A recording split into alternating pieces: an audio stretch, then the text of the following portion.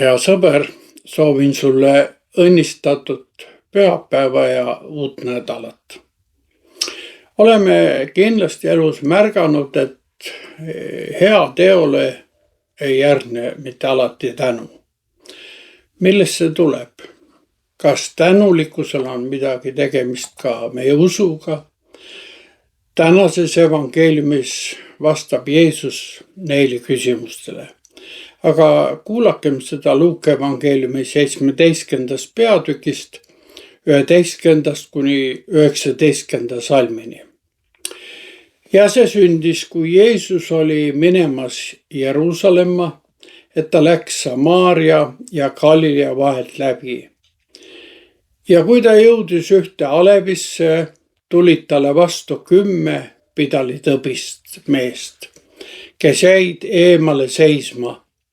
Ja nad tõstsid häält ja hüüdsid: Jeesus, õpetaja, halasta meie peale. Ja neid nähes ütles Jeesus neile: minge näidake endid preestritele. Ja sündis, et nad mineku ajal said puhtaks. Aga üks nende seast nähes, et ta on paranenud, tuli tagasi Jumalat valju häälega ülistades ja langes silmili maha Jeesuse jalg ette teda tänades. Ja see oli samaarlane. Jeesus kostis: eks 10 ole saanud puhtaks. Kus on need 9? Kas muid ei ole leidunud, kes oleksid tulnud tagasi Jumalat ülistades, kui vaid see muulane? Ja ta ütles talle: tõuse üles ja mine, sinu usk on su päästnud. See on Jumala sõna ja püha evangeelium. Jeesus on teel Jeruusalemma, teel ristile ja Isa juurde. Kõik, mis sellel teel juhtub, on muidugi erilise tähendusega ja seda ka minu ja sinu jaoks. 2 kogukonna Samaaria Galilea piirialal tuleb Jeesusele vastu 10 pidalitõbist. Tegemist oli toona kõige halvema ravimatu nahahaigusega. Kuna see haigus oli nakkav, siis tähendas see nii haigetele kui tervetele lähenemiskeeldu. Teiste sõnadega elasid need pidalitõbised nii-öelda sotsiaalse surma tsoonis. Sellepärast hüüavad nad tänases evangeeliumiski juba kaugelt: Jeesus, õpetaja, halasta meie peale. See oli märk usust ja lootusest, et äkki Jeesus suudab neid kuidagi aidata. See oli nende viimane õlekõrs, millest kinni haarata. Kuid Jeesus ei tee kohe imet, ta ei puuduta neid.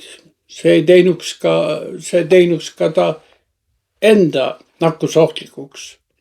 Ta annab neile vaid ühe esmapilgu täiesti ebaloogilise käsu. Minge näidake endid preestritele. No me küsime, et miks ebaloogilise?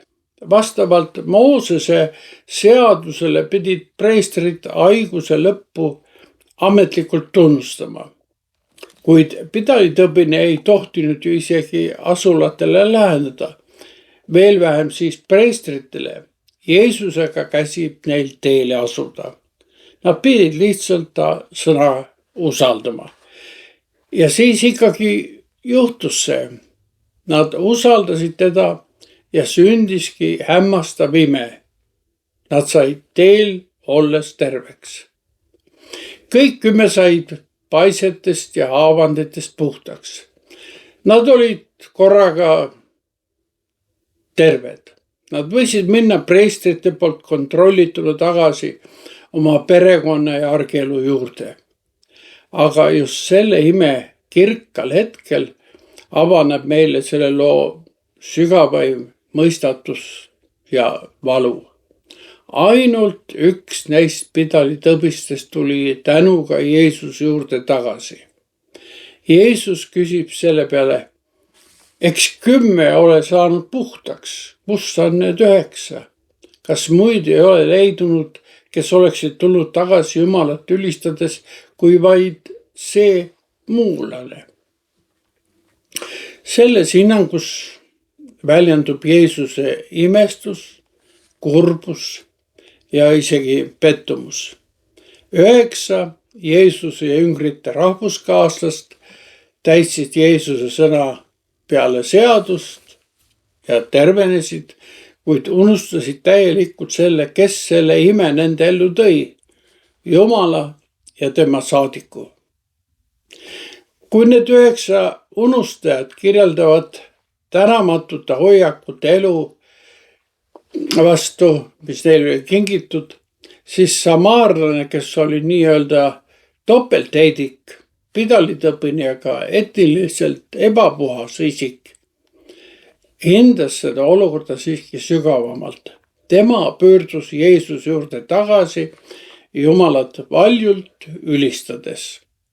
Ta langes Jeesuse jalge ette ja tänas teda. Tema jaoks oli see tervenemine ühtlasi sügav Jumala kogemus. Ja keset seda kogemust tunnistas ta Jeesust issandana. Hea kaasteeline, tervenemine on oluline ja vahel kogeme me seda lausa imena, kuid päästja on olulisemad. Jeesus kinnitas seda sõnadega: tõuse üles ja mine, sinu usk on su päästnud.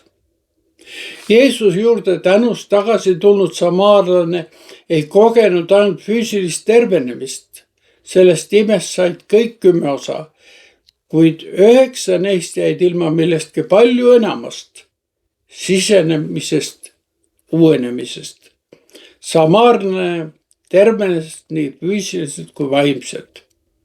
Küsigem täna endalt, kas me oleme nagu need 9, kes otsivad Jeesust vaid siis, kui meid tabab mure ja vajame kiireid lahendusi.